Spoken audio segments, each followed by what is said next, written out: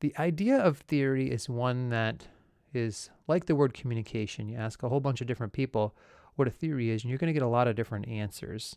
So we'll look at some of the various answers in this video lecture. First of all, the definition they give is of a theory is a unified or coherent body of propositions that provide a philosophically consistent picture of a subject. In other words, a collection of ideas that give you a consistent look at whatever it is you're studying. Any organized set of concepts, explanations, and principles that depict some aspect of human experience. So the idea is that a theory is not just a jumble of terms. A theory is an organized set of concepts, explanations, and principles. So this is where we get an idea that a theory makes sense, it hangs together, and it gives us a focused look at whatever it is we're studying. Wilhelm Reich said that theory is a contrived foothold in the chaos of living phenomena. And what I believe he means by that is that theory is a contrived foothold. In other words, that's man-made. People, humans, make theories. And we do that to get a foothold or just a little resting place to look at the chaos of life. In other words, if you don't have any way of looking at it, it can be very confusing. But a good theory will help simplify and focus our attention. There are 4 main dimensions of theory that the textbook unpacks. The first, philosophical assumptions, then concepts, explanations, and principles. So let's look at each of those.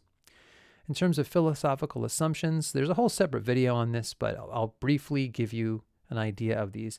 Epistemology is a branch of philosophy that looks at the concept of knowledge. How do we know? What are the best ways to know?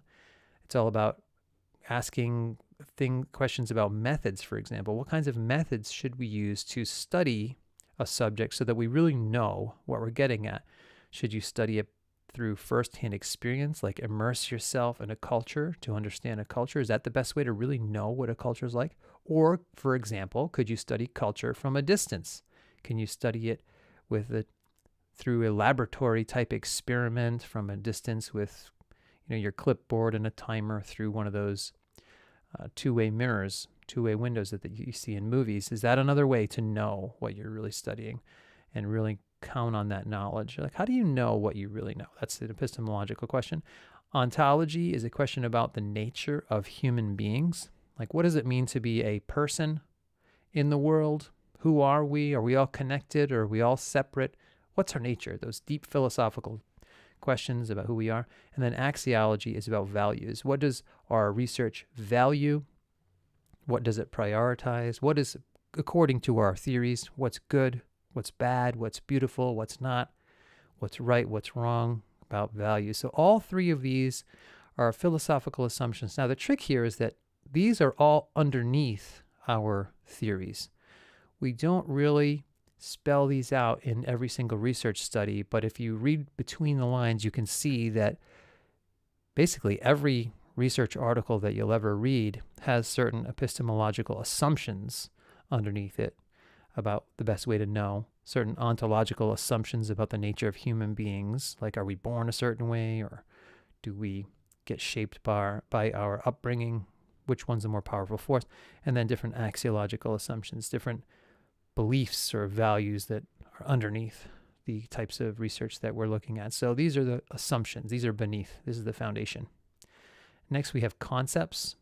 So in other words, theories have key terms. Usually these are the bolded or italicized words if you're looking in a textbook. And this vocabulary provides an inventory or a list of issues that the theory considers important. The concepts help us identify whatever we are studying and explaining with greater precision. So instead of saying, oh, what happens, and sometimes we have nonverbal cues that sort of slip out, and you can tell that someone's lying or trying to hold something back from you because you can tell by the way they're acting is not matching up with the way they're talking.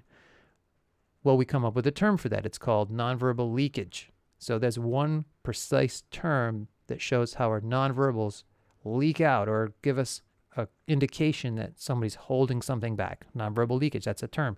That's a more precise way to describe it than a roundabout way of explaining it every time in a fresh and new way. So now we have a term that we agree on, that we both understand what it means. So concepts are very important. They form the building blocks of categories and schemas and provide a map of the research territory. So we're able to both look at the same theory and have the same vocabulary when we're explaining things. Explanations of the third part. So theories identify patterns, regularities, and tendencies in whatever phenomena they study. So the terms, those concepts that we mentioned a second ago, are tied together by explanations. The theories explain the logical force between the pieces of the theory, that cause-effect relationship between the concepts. So if you only had a list of terms, a list of concepts, that's not really a theory. You need something that explains how those pieces are connected, an explanation. So in short, the concept or pieces of a theory are connected. These theories explain the nature of those connections. And the last part of a theory are the principles. A principle is a guideline that we draw from the theory, a proposition or a precept. In other words, if you look at this theory, how can we use that theory to guide our actions? We can apply or use a theory once we know about it in a given situation because it provides guidance.